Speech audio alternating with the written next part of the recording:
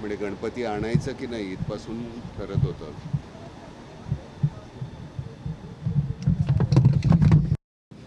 एक भाषा में मैं बोलूँगा क्योंकि मैं लगातार फिर मराठी फिर हिंदी ऐसे नहीं होगा. हाँ सो कि भाई बड़ा भाई गुजरने की वजह से ज़रा इस बार गणपति लाए ना लाए सोच रहे थे, लेकिन फिर इस बार नहीं लाएंगे तो अगले बार लाएंगे, तो लाना तो है ही. तो चलो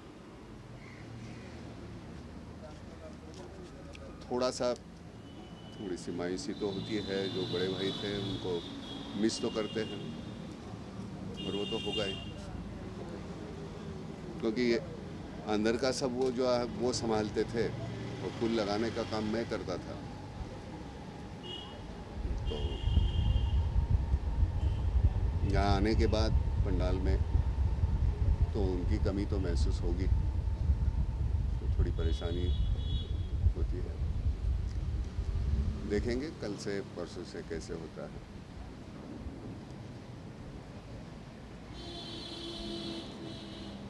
ये तो बड़ी धूमधाम से चलता है सब कुछ, शहनाई बजती है ये है, लेकिन इस बार और काफ़ी एक मतलब सिर्फ बड़े भाई नहीं, एक दूसरे भाई समान. दूसरा हमारा एक दोस्त था, एक दिन ये गुजरे दूसरे दिन वो गुजर गए, तो बाहर वो काम करते थे मेरे साथ फूल लगाने का. भाई अंदर करता था, तो वो थोड़ा सा तकलीफ हो रही है थोड़ी.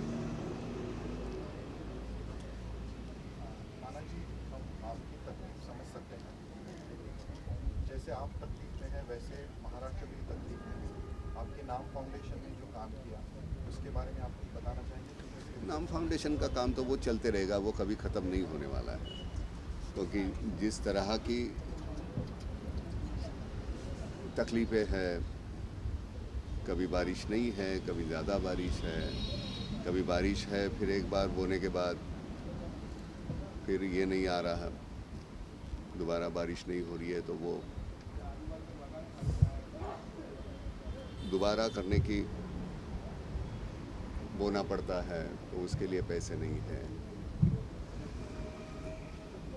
तो तकलीफें तो है, वो तो काम तो करते रहना पड़ेगा. हाँ, हम कभी किसी से मांगते नहीं है. अपने को जितना हो सके उतना हम करेंगे. मांगना मत. एक बार तुमको इंसान का जन्म दिया है, बहुत हो गया, उसको परेशान मत करो बार बार कुछ मांग के. तुम जो कुछ कर सकते हो वो करो ना. मांगते रहोगे तो कैसे रह चलेगा, है ना. ये हमारी जो आदत है सिर्फ मांगते रहने की. हम में ताकत है बहुत कुछ देने की, हम देने की सोचते ही नहीं, मांगते रहते. तो क्यों मांगे भाई. अपने बलबूते पे बहुत कुछ कर सकते हैं, वो करते रहेंगे.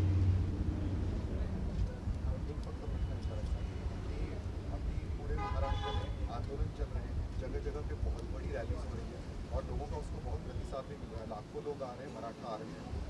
आपको लगता है कि ये जो रैलीज है लोगों के मन में बहुत एक एंगर है जो मुंबई में भी जो हुआ था उसके बारे में? भाई देखो, मैं जिसके ऊपर अन्याय होता है उसकी कोई जात नहीं होती, अन्याय करने वाला है उसकी कोई जात नहीं है। मैंने कभी जात धर्म माना नहीं है, लेकिन जो भी कोई गुनाहगार है उनको कड़ी से कड़ी सज़ा होनी चाहिए, वो कोई जात धर्म के हो, वो होनी चाहिए, और जितने जल्दी हो सके। नहीं तो क्या होता है, सालों साल गुजरते रहते हैं, उनको कोई सज़ा नहीं होती, गुजर जाते हैं। जिनके ऊपर अन्याय हुआ वो बेचारे राह देखते रहते हैं कि कब होगा, आज होगा, कल होगा, परसों होगा। तो मुझे लगता है कि ऐसे केसेस है उनका हल जल्दी होना चाहिए, जितना जल्दी हो सके उतना निर्णय होना चाहिए। रही बात रैली की, मैं नहीं जानता, असंतोष तो होगा। जिस तरह से होता है वो मराठा है, दलित है, ब्राह्मण है, किसी पर भी जो अन्याय है तो अन्याय है। वो तो ऐसे थोड़ी है कि नहीं इसके ऊपर ज़्यादा, इसके ऊपर कम, ऐसा हम नहीं सोच सकते।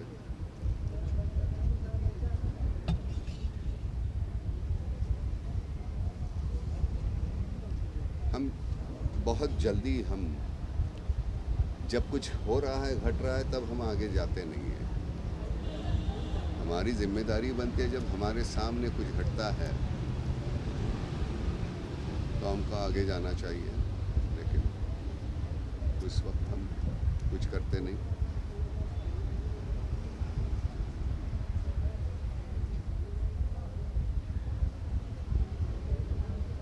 हमें एट्रॉसिटी का जो है नहीं, ये कायदा रद्द होना चाहिए, नहीं होना चाहिए। सीधी सी बात है। हमारे यहाँ अभी अंदर जाके देखोगे, वो मोदक जो है,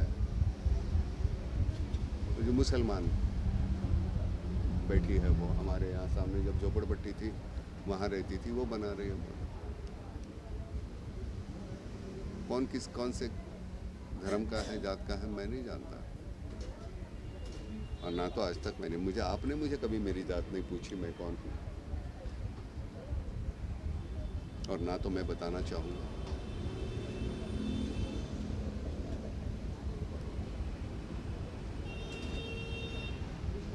भटक जाते हैं हम, मालूम नहीं है क्या। सियासतदान जो है हमारे मेमने की तरह हमको फटकारते रहते हैं। हम यहाँ भाग रहे हैं, फिर यहाँ भाग रहे हैं, यहाँ भाग रहे हैं।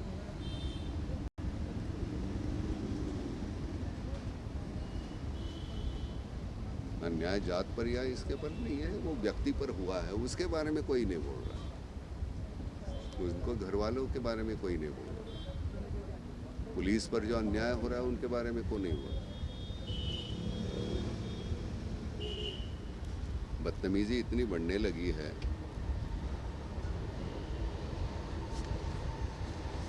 जब तक कड़ी से कड़ी सजा नहीं होती तो ये नहीं रुकेगा नहीं। डर लगना चाहिए हमारे कानून का, वो होता ही नहीं।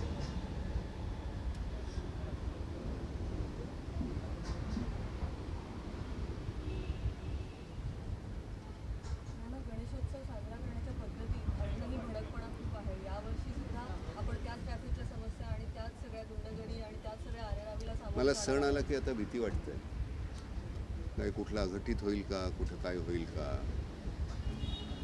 सणाला किती आनंदी छान असावं, म्हणजे आता इतकं वाईट काहीतरी घडलेलं असताना सुद्धा आपण आणूया गणपती, त्यानिमित्तानं सगळे भेटतील, आपण बोलू, सुखदुःख आपले एकमेकांची वाटायची असतात। माहिती नसतं वर्षभरात कोणाच्या घरामध्ये काय झालेलं आहे। सणाचं सण पण कुठेतरी हरवत चाललेलं आहे, त्याला काय करणार आपण। तुम्ही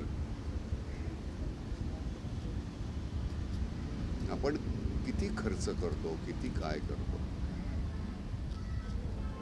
आपल्या आजूबाजूला जे काहीतरी घडतंय त्याचा आपल्यावर काही परिणाम होतो की नाही माणूस म्हणून मला माहिती नाही। आपण असं काय होत चाललेलं आहोत। म्हणजे मला खरंच असं वाटतं की अख्ख्या माटुंग्याचा एकच गणपती, अख्ख्या माईंचा एकच गणपती, म्हणजे जितकी स्टेशन तितके गणपती होते, किती प्रॉब्लेम सॉल्व्ह होतील। आपण सार्वजनिक इतके गणपती, मग नमस्कार तर काय, मी गणपती नाही आणला आणि तरी नुसता नमस्कार केला तरी तो पोचतो मला, ते मी इथून करतोय का मनापासून।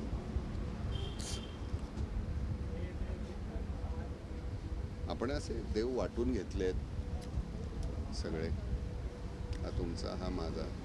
तसे आमचे सगळेच इतिहासातले सगळ्यात मोठ्या व्यक्ती आम्ही वाटून घेतल्या.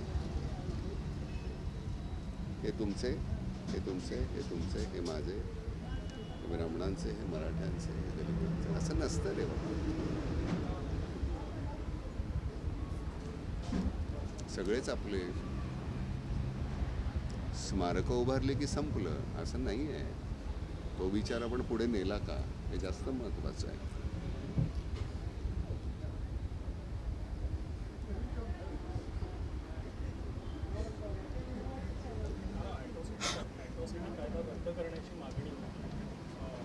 मुळामध्ये माझ्या मनामध्येच मी तुला आता तू कुठल्या जातीवर ना,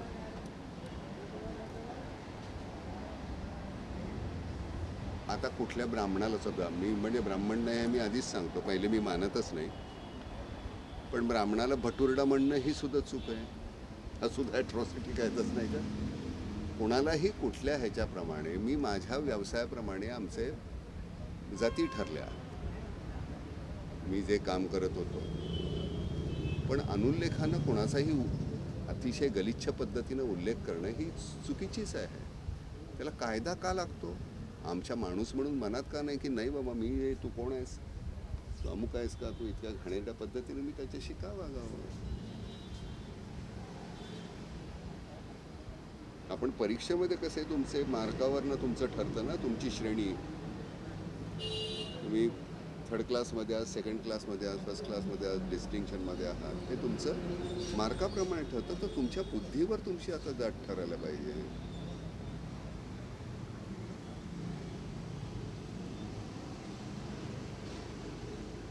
आपल्याकडे काय बरं, कायदे करून कित्येक कायदे असे की ते करून सुद्धा त्याचा काही उपयोगच नाही आहे. त्यामुळे ते कायदा रद्द करणं काय आणि असणं काय आणि काय काय होतंय.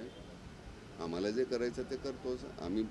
एकटा दुकटा पोलिसावर कशीही गाडी चालवतो. आता काल मी गाडी चालवत जात असताना अंधेरीला ज्या पद्धतीनं काही मुलं त्या मोटरसायकल ज्या चालवत होते, म्हणजे तुम्ही तर मरणारच, त्याच्याबरोबर तुम्हाला अजून कोणीतरी मरेल.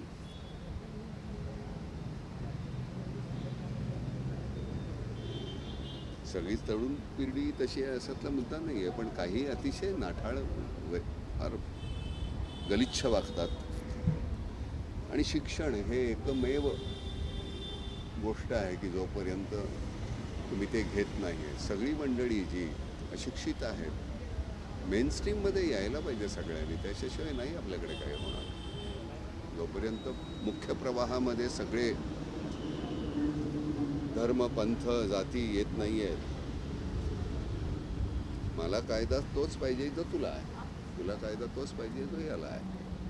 आपल्याकडे सगळे वेगवेगळे कायदे, तुला वेगळा मला वेगळा, काय करायचं.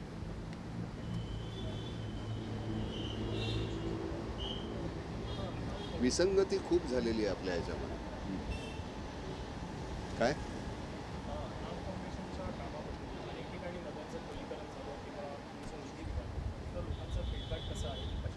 नाही खूपच छान झालं. म्हणजे आता काम छान झालं आपण त्याच्यासाठीच करत होतो, ते चांगलंच व्हावं म्हणून.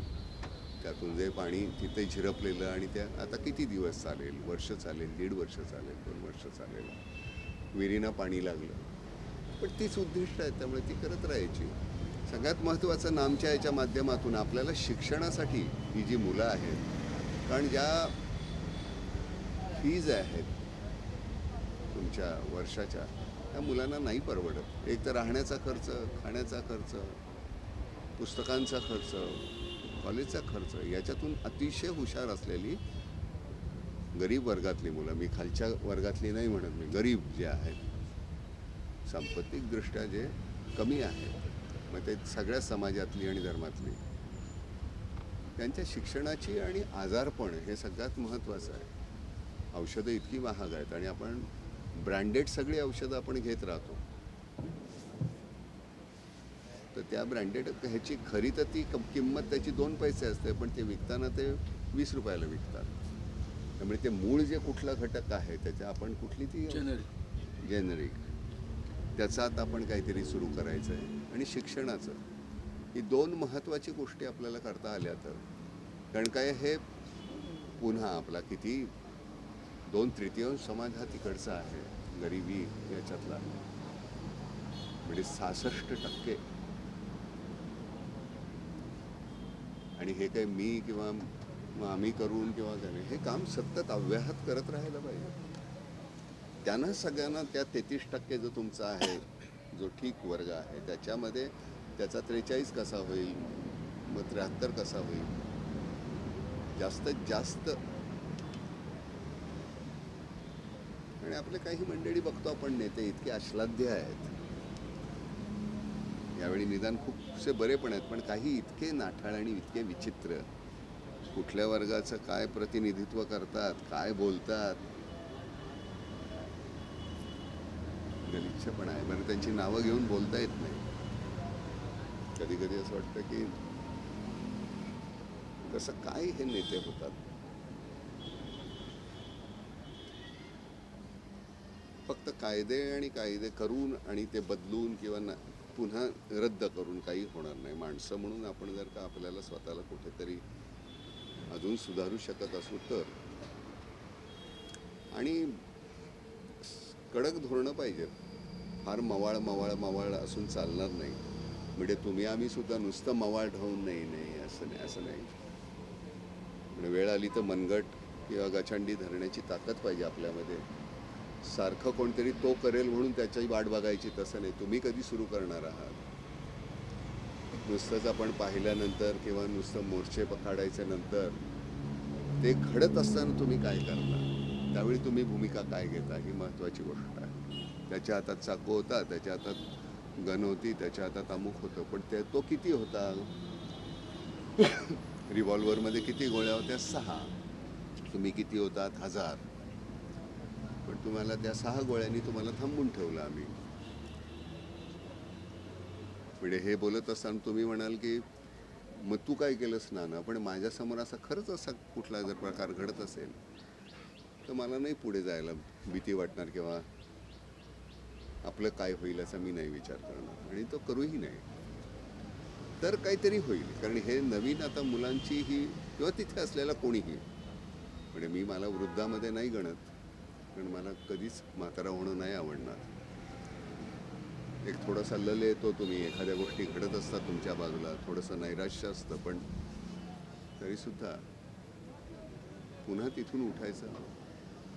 सारखं कोणीतरी करेल, सरकार करेल, शेजारी माझा आहे तो करेल, हा करेल, तो करेल, तो करेल, याची वाट बघत बसतो.